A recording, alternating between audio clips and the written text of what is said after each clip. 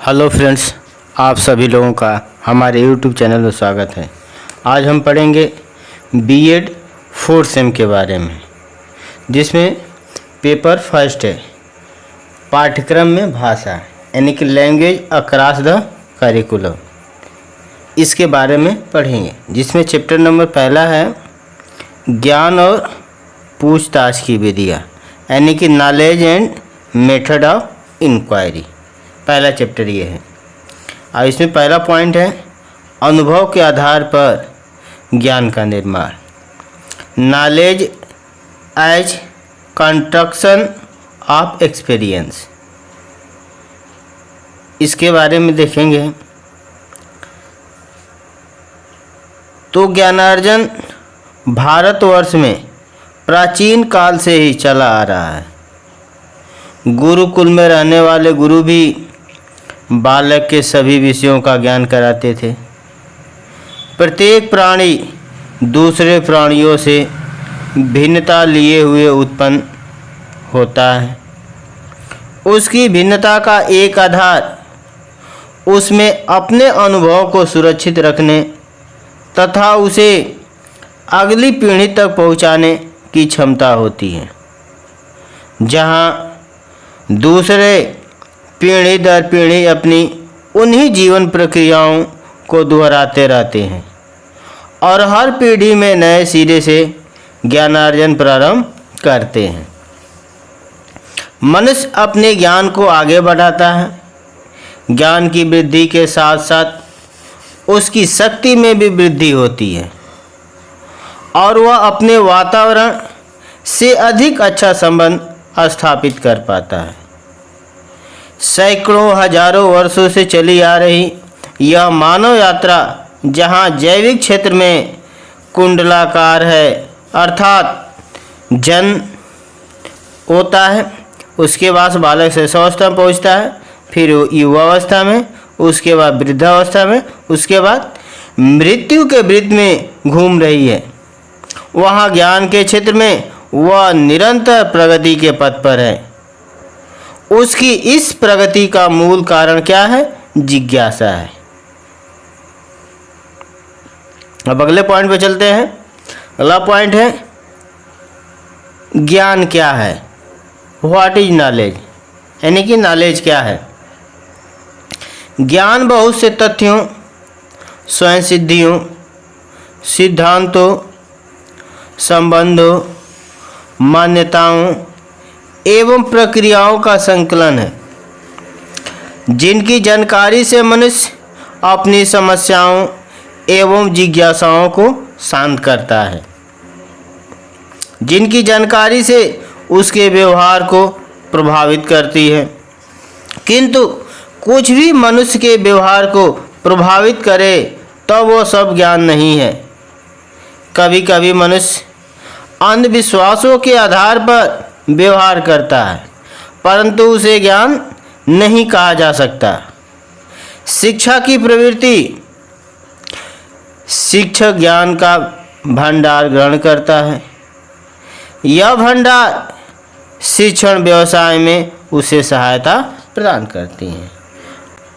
आगे हम लोग पढ़ेंगे विशेषताएं यानी कैरेक्टरिस्टिक के बारे में। इसमें अंतर व्यक्तिगत अस्थायित्व होना चाहिए, अर्थात एक व्यक्ति ज्ञान को जिस प्रकार जानता है दूसरे लोग भी वैसा ही जाने, जैसे सभी जानकार लोग जानते हैं कि स्वस्थ मनुष्य के शरीर का तापमान 98.4 फ़ारेनहाइट और 98.6 फ़ारेनहाइट के मध्य होता है। ज्ञान का प्रत्यक्षीकरण किया जा सके और उसे सत्यापित भी किया जा सके।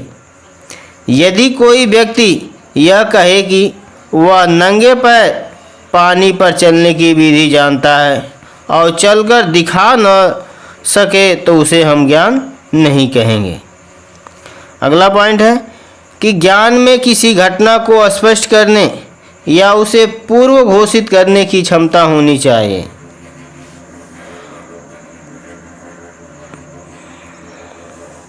अब आगे देखेंगे परिभाषा प्लेटो के अनुसार। प्लेटो कहते हैं कि वास्तविक ज्ञान इंद्रिय जन्य नहीं होता, क्योंकि हमारी इंद्रियां हमें धोखा दे सकती हैं। वास्तविक ज्ञान विचारों या मानसिक दृष्टि में निहित होता है और ज्ञान विचारों की ही उत्पत्ति होती है। अगर हमारे पास ज्ञान है तभी विचार आएंगे, अगर ज्ञान नहीं है तो विचार नहीं आएंगे। आगे देखते हैं अगला डिफिनीशन कमेनियस के अनुसार। कमेनियस कहते हैं ज्ञान ज्ञान के लिए है, अतः स्कूल का कार्य बालक को ज्ञान प्रदान करना है। अगला डिफिनीशन है सुकरात कहते हैं कि ज्ञान ही पवित्रता है।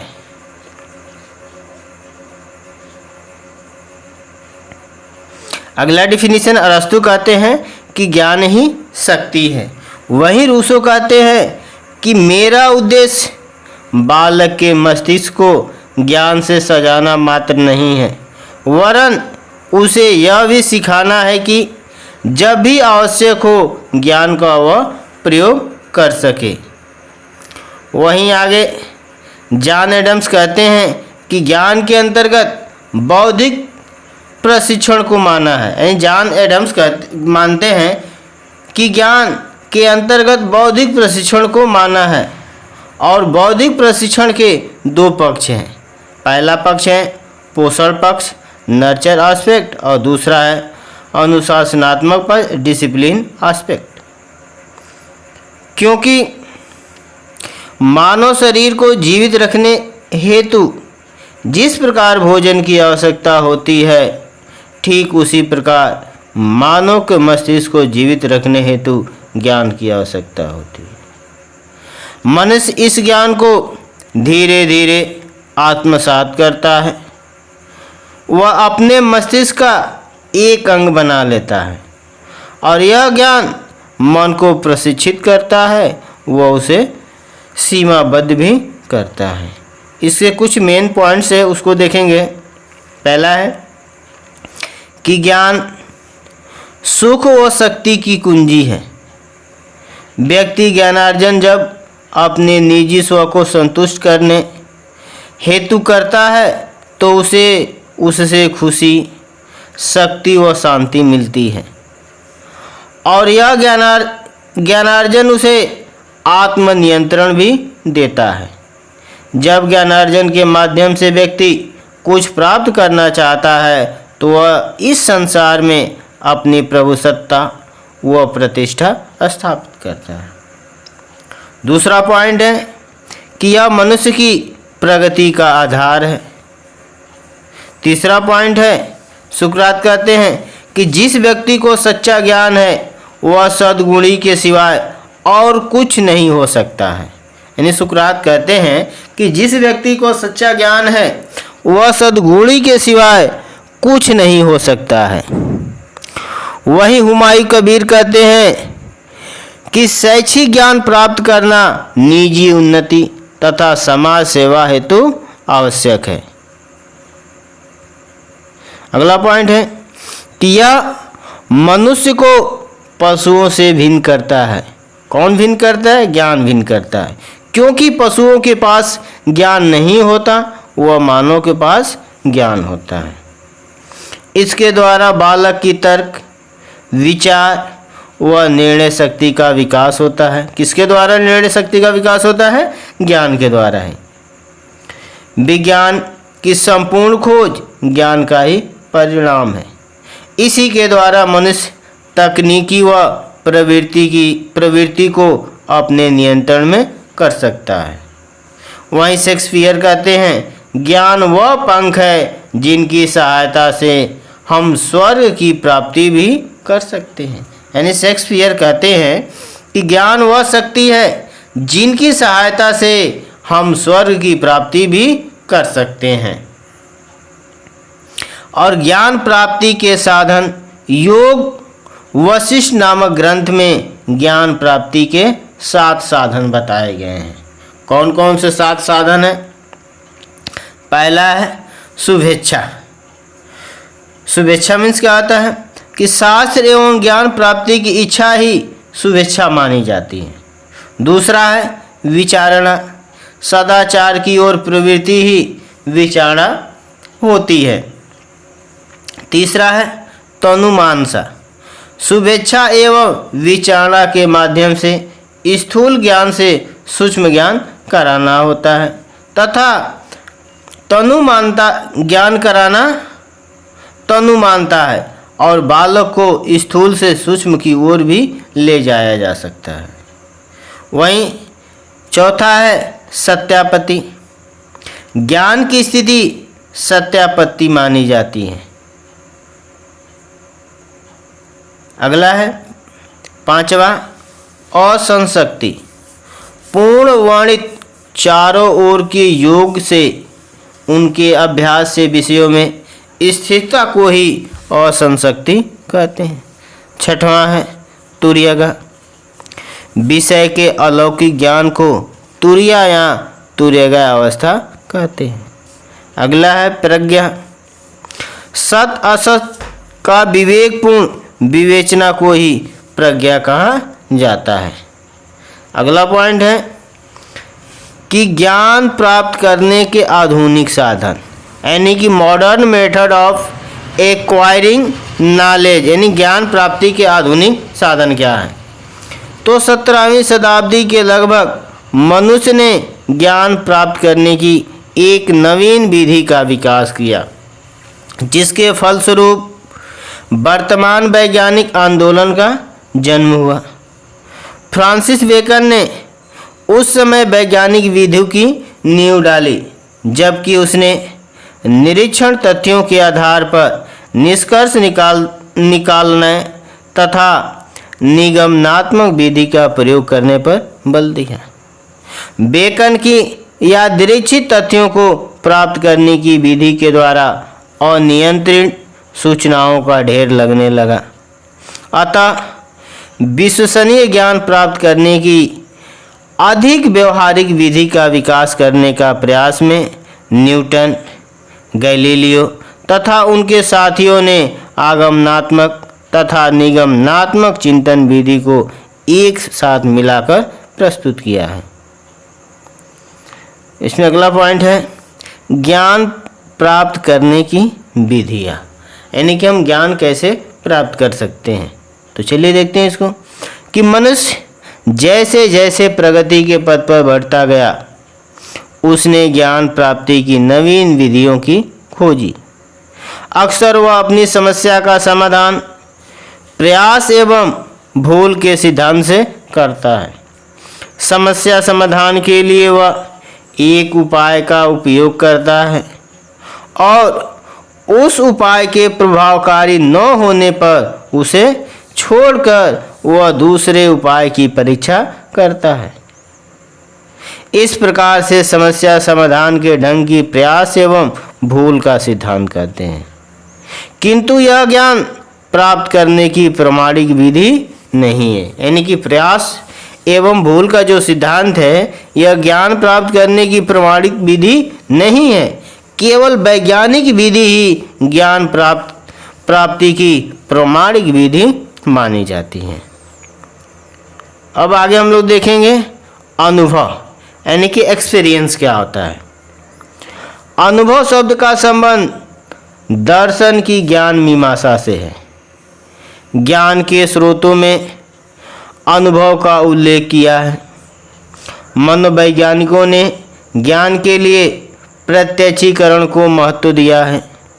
दर्शन तथा मनोविज्ञान में ज्ञान के लिए ज्ञानेंद्रियों की क्रियाशीलता को महत्व दिया गया है। ज्ञानेंद्रियां माध्यम है जो मस्तिष्क की सूचनाएं पहुंचाती हैं तथा मस्तिष्क उनकी व्यवस्था करता है। उसे अनुभव अथवा प्रत्यक्षीकरण की संज्ञा दी जाती है। और अनुभव की गहनता ज्ञानेंद्रियों की तत्परता एवं एकाग्रता पर ही निर्भर होती है और अनुभव के परिणाम को ही अधिगम कहा जाता है। अगला पॉइंट है अधिगम अनुभव क्या होता है। लर्निंग एक्सपीरियंस है। अधिगम एवं अनुभव के अर्थ एवं परिभाषा से दोनों प्रत्यय अलग है। परंतु परस्पर इनमें घनिष्ठता अधिक है। इनमें कोई सीमा निर्धारित नहीं की जा सकती है। अधिगम साध्य है और अनुभव साधन है। अगला पॉइंट देखते हैं, अधिगम अनुभवों का सृजन करना। तो सीखने के अनुभवों के लिए प्रमुख प्रक्रियाएं निम्नलिखित हैं। तो कौन कौन सी प्रक्रियाएं हैं जो कि अनुभव के द्वारा सीख सकते हैं, यानी सीखने के अनुभव हैं। शिक्षण के विषय उद्देश्य, पाठ्यक्रम का स्वरूप, शिक्षण विधियाँ, शिक्षण सूत्र, पाठ्य पुस्तकें व गृह कार्य, शिक्षक एवं छात्र की क्रियाशीलता, ये सारे चीज़ें हैं, यानी अनुभव है, इसके द्वारा हम सीख सकते हैं। आगे हैं, जॉन डीवी कहते हैं कि शिक्षक का परम कर्तव्य यह है कि बालकों को सीखने की क्रियाओं के लिए समुचित प्रेरणा एवं प्रोत्साहन दे और पर्याप्त वातावरण व अवसर भी प्रदान करे, जिससे छात्रों को अधिक से अधिक स्वउद्देश्य क्रियाओं को संपादित करने का अवसर मिले। कुछ इसके उदाहरण देखते हैं। यदि ताजमहल के शिक्षण के लिए वहाँ के शिक्षक को भौगोलिक यात्रा का आयोजन करना सुगम एवं बोधगम्य होगा, परंतु दिल्ली के शिक्षक को इस पाठ के लिए चित्र मॉडल का उपयोग करना ही संभव हो सकेगा। इसलिए सीखने की अनुभवों की क्रियाएं भी पृथक पृथक होगी। एक स्थान के दो विद्यालयों में भी साधन अलग अलग हो सकते हैं और उपलब्ध साधनों के द्वारा सीखने के अनुभव को ही श्रेष्ठ माना जाता है। यानी जो उपलब्ध साधन है, अगर उसी के द्वारा बालक सीख रहा है तो उसी को ही श्रेष्ठ माना जाएगा। और साधनों की व्यवस्था की रूपरेखा प्रत्येक शिक्षक की योग्यता एवं क्षमताओं पर है। इसलिए शिक्षक को अधिक से अधिक सीखने के अनुभवों का सृजन करना चाहिए।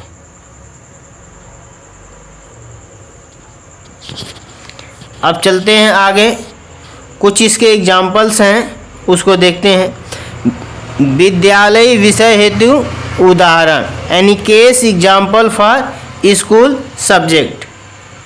तो इसको आप लोग देख लीजिए। ये सामान्य उद्देश्य हैं। सामान्य उद्देश्य के अकॉर्डिंग आ जाए ज्ञानात्मक उद्देश्य है, भावात्मक उद्देश्य है और क्रियात्मक उद्देश्य है। उसके बाद विशिष्ट उद्देश्य है।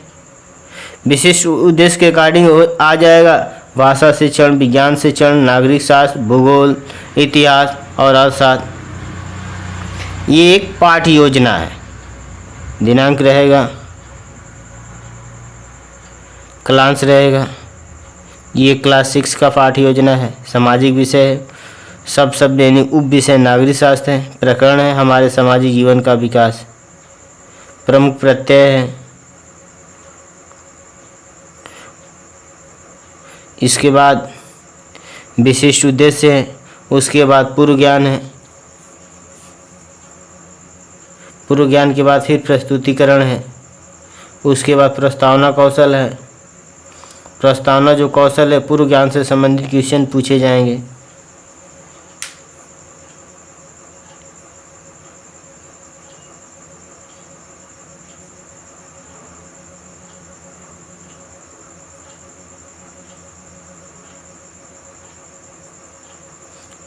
उसके बाद मूल्यांकन प्रश्न है।